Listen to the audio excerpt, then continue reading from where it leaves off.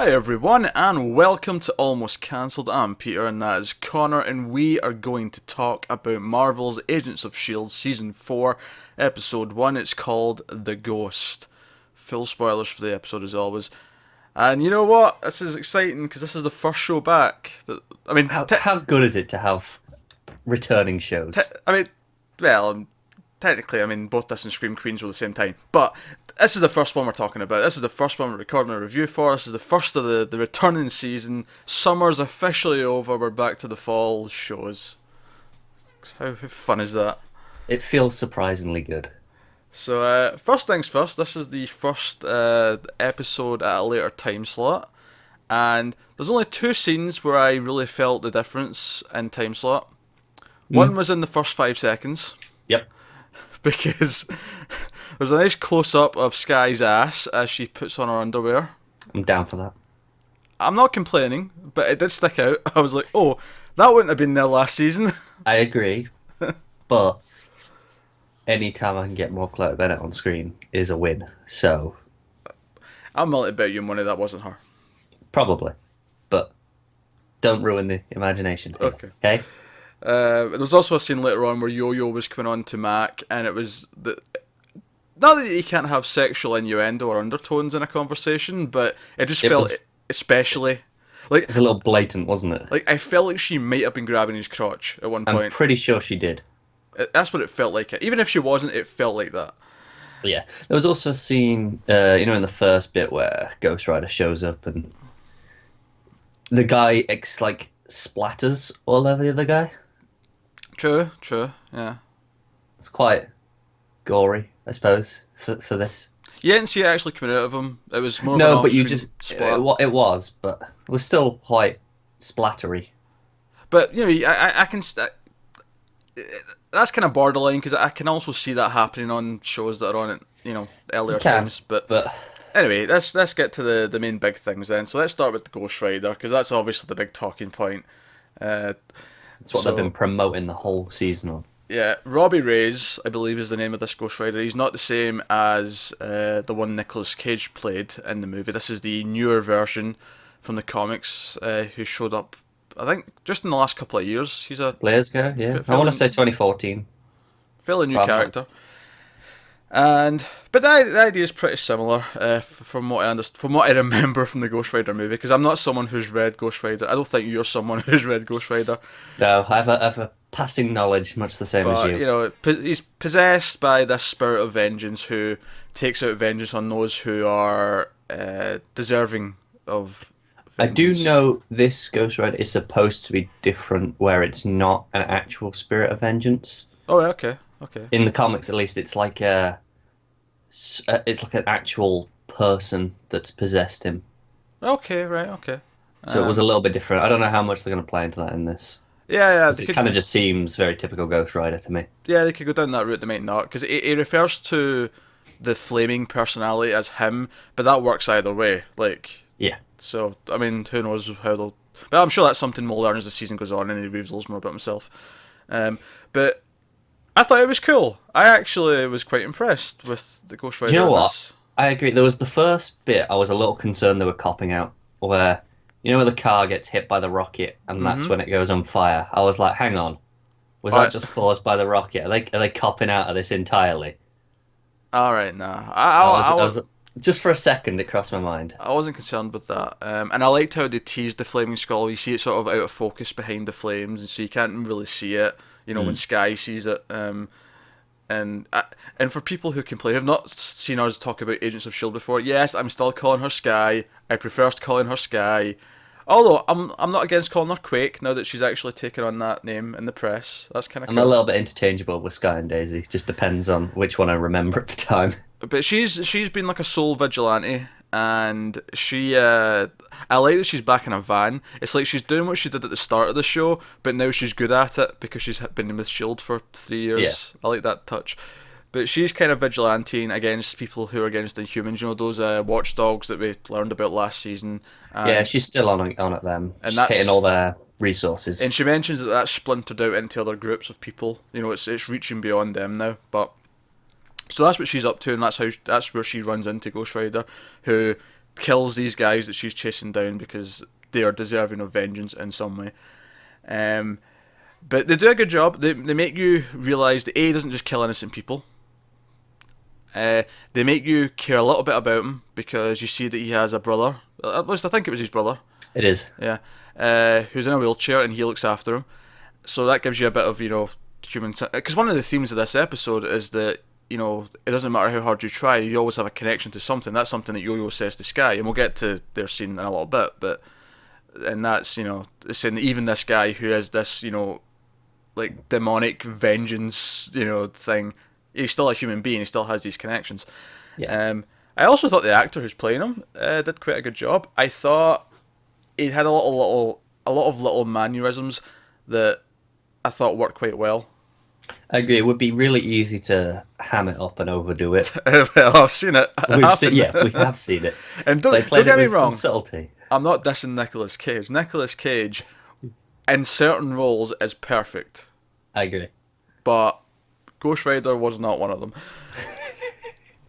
But this guy does it with some subtlety that's actually very good. He has this thing where he's accepted what he's part of, but he doesn't let it hold him back. He doesn't feel tortured, and it'd be very easy to go down that route. Whereas Sky, on the other hand, Sky is tortured because when she fights him, and that was a cool little fight because this is when we first see him properly transform, and she's using her Quake powers, and she's doing all sorts of things. You have that typical shot where they run right at each other, and it's so comic booky. Yeah, but it looks good. It does. It almost always looks good. It does. But the transformation looked pretty good. For a TV budget, it looked solid. Yeah, no complaints from me. And I wasn't really expecting it to look bad anyway, because I think CW have done a pretty decent job with Firestorm, which is obviously a very similar effect. Yeah, I think I was a little bit more concerned because S.h.i.e.L.D. has been a bit more spotty with its effects than Flash has in the past. But they've clearly improved over the last year or so. Yeah, I feel like Season 3 was pretty good for the most part, effects-wise. Yeah, it was. But they had this nice touch where you sort of see his skin disintegrate as the skull appears, which I thought was a really nice, cool little extra thing that they didn't have to do. They could have just had the flame erupt and, the skull come out, boom, skull, yeah. But no, they added this little cool... It was almost like a slow-motion version of the vampires Dustin and Buffy, but looking much better because Buffy's an old show now, and the CG in the 90s was rough. but it's the same style thing, yeah. So that fight was good, but the big, obviously, emotional climax of that scene is Sky's beat. Sky is down, and she can be put out. And it really gives us a sense of where her character is right now, where she's not suicidal, that's not the right way to put it, but she's running into battle accepting that she might die, and she doesn't really have a problem with it. Yeah, she's accepted the consequences. Yeah. And she feels guilt about everything that's happened, everything she's done. And I like the idea that the Ghost Rider deciding that she's not worthy of vengeance is maybe be her push as she learns what that means to actually come back into the fold and not be, run away and away from S.h.i.e.L.D. Because I think one of the big themes of this season, given that the group as a whole are pretty splintered right now, because they've all been separated, because there's this new director who we've not seen yet. I remember seeing pictures of the actor, so we're going to see him next episode probably. But Mac and Coulson are partners, and they're out doing missions. May's leading this other strike team. Fitz is a sadist. No, Simmons is the sadist. Fitz tells us what it stands for, but Simmons is the sadist. I thought it was his position. No, that's her position. She's the... what's his position then? Because he had something as well, didn't he? No, he had two acronyms, but I don't think the second acronym was what he was. I think that was just... I'd have to go back and watch the scene and actually write down what the acronym were. I remember the acronym, it was WIMP, but I can't remember what it stood for. Nah. Yeah, you remember the acronym, you don't remember what it stood for. Because they were very convoluted acronyms to make them say the words so you could crack the joke. Yeah, they were. They got a chuckle out of me. Oh, yeah, they were good. You almost felt like it was seriously, this organisation and its acronyms, can we please stop? Yeah. But the whole team's splintered. And I feel like this show often has been about a family of people. And I feel like the arc over the season, or at least the first half of the season, will be them somehow coming back together and being stronger as a result. Yeah, it feels like at some point the director's going to accept that by splitting them up, he's... Made them weaker. Made them weaker, yeah. And bringing them together will utilise the strength's better. Yeah. Obviously, Simmons is now higher ranked than May, which She's not happy about it. she's not happy about it. There's some good fun scenes of her. I Them love talking. the color system. Yeah. No. It's the. Rainbow system, is it? It's the something spectrum. Simmons has got a more scientific. Rainbow spectrum. I'm sure it was rainbow. Rainbow was mentioned, but I don't know if it was with the spectrum part. Oh, I can't remember. Because May called it something rainbow, and then. Yeah. But yeah, spectrum of security. It was weird, and then apparently mixing the colours also contributes to who outranks who in a giving situation. Yeah, madness. It doesn't want numbers because that implies people are above each other. But I have to go through you. In most cases, yes. Yeah. But what is it? Because she goes orange is above red because orange has red and yellow in it. That was it, yes. And so there's the really good scene there though is when because Maze gave Mac and Coulson information about s.h.i.e.L.D.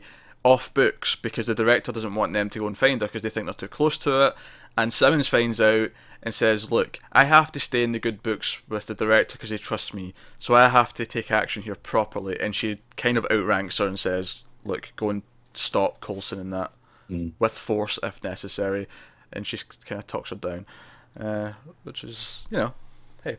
And Fitz and Simmons are together. We even get a scene of Fitz and Simmons actually in bed together just watching TV or whatever they're doing at night, which is odd. Do you know what is my most disappointing thing about this episode? What's that? So we finally got Fitz and Simmons together, right, at the end of last season, and it still feels like it's going to go wrong at any second. It's like, just let them be happy, damn it.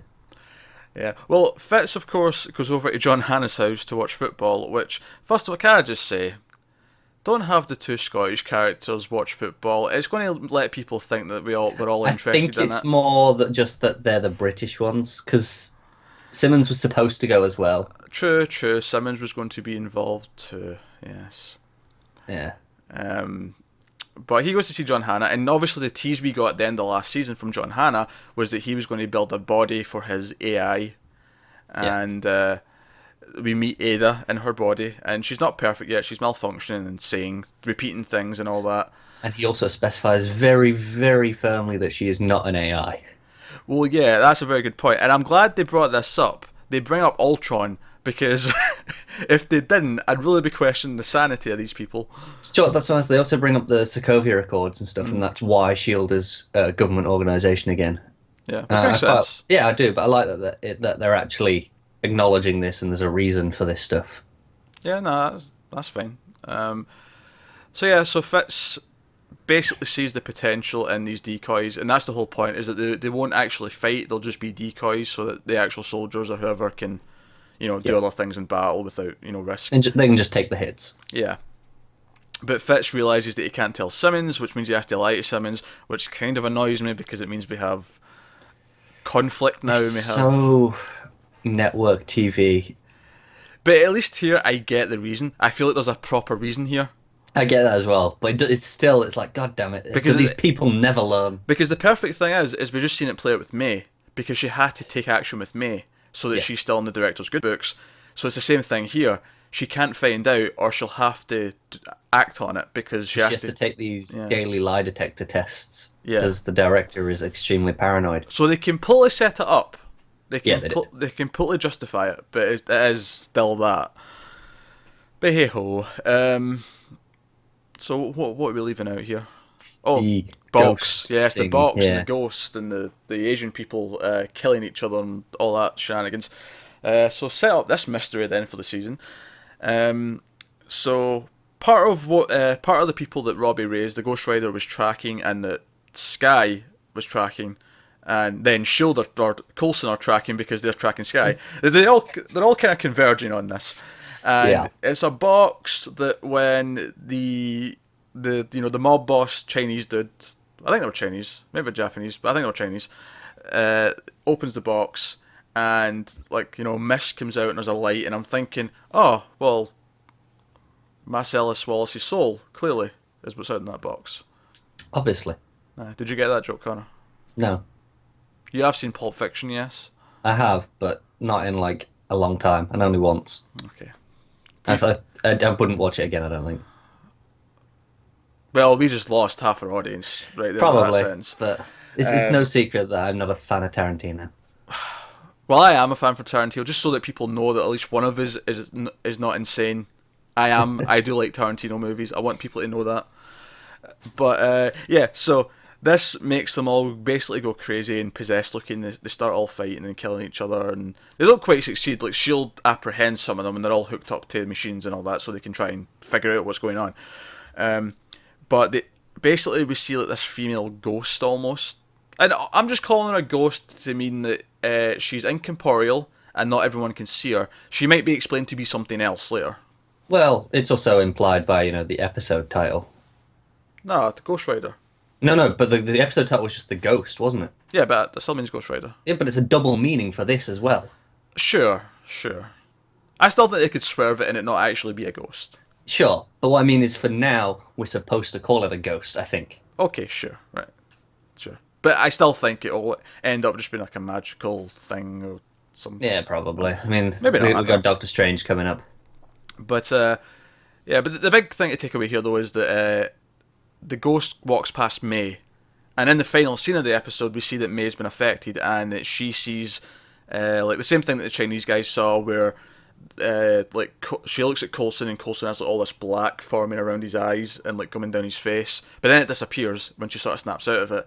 But it's set up this idea that she's infected by whatever this is, and of course that'll be something we explore over the next few episodes, which will probably serve to further splinter the group and cause more distrust before they finally come together. Yeah, it's got to happen, hasn't it? Yes, it's typical structure, so you can't really complain. But sooner they're back together, the better. Some other points. Yo-Yo, as we mentioned, was helping S.h.i.e.L.D. away from S.h.i.e.L.D. She's also much more fluent in English than she was before. We mentioned she was being extremely erotic with Mac. Mac has an exploding pen that he specifically asked for. I loved that scene because as soon as they went, "Oh, you got any stuff for us?" I was like, he is essentially Q now. And then he goes, "Right, here's the exploding pen you asked for," and I couldn't contain myself. I loved it. Coulson has an X-ray sort of beam that he can beam out from his hand now to see. Yeah, new hand. Yeah, he's got a new hand with more techie goodness in it, which I'm sure will have a few more surprises as the season goes along. I'm sure. Probably more useful than the exploding pen too. Probably. Dear. Is that everything? Am I missing anything? I don't think so. I think so. It's good to have it back. It is really good to have it back. It's funny, actually, because I was arguing with our fellow mailed fuzzer, Matt, who does the movie show with me, 1.21 Gigawatts. He's also on the Comics Podcast, which focuses on DC Comics, because we are DC guys, not Marvel guys. But we do really like this show. And I was arguing with him earlier, saying that I actually like this show more than a lot of the current movies they're pumping out. I'd say I like this more than 80% of all the Marvel movies. There's only a handful, I think. I'd have to think about it. No, actually, no, I wouldn't. Yeah, there's only maybe 3 or 4 movies. 3 or 4 of the movies I like more than this show. And the thing that specifically set off Matt when I was discussing it with him earlier is that I like this show more than Civil War.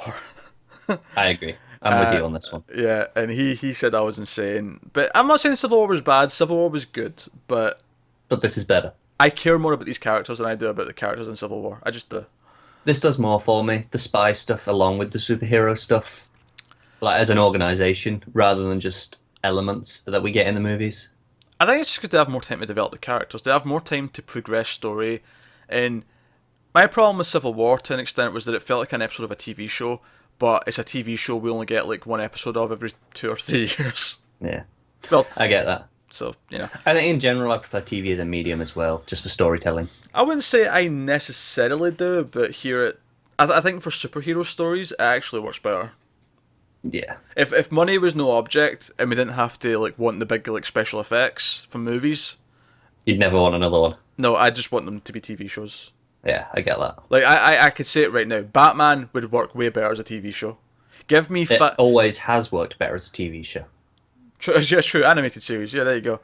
But give me something that's even more serialized than that. Give me, an FX or a, not HBO level of like violence and swearing. Well, we've got Legion coming from FX, which is kind of like going to be what if we got X-Men on TV with that like level of stuff. We can kind of judge it by that. Now you can have X-Men on TV, sure.